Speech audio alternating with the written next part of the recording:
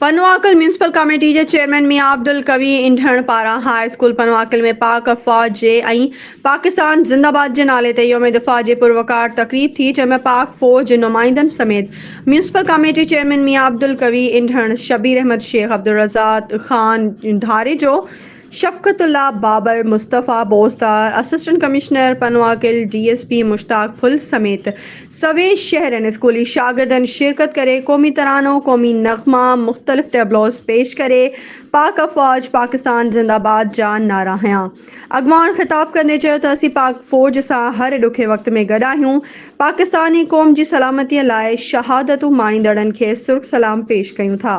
पाक अफ़वाज दुनिया जे बहादुर फ़ौज आहे, जंहिं 6 सेप्टेम्बर ते शहादतूं माणे दुश्मन खे अहिड़ो सबक़ सेखारे दुनिया में शानदार मिसाल क़ाइमु कयो।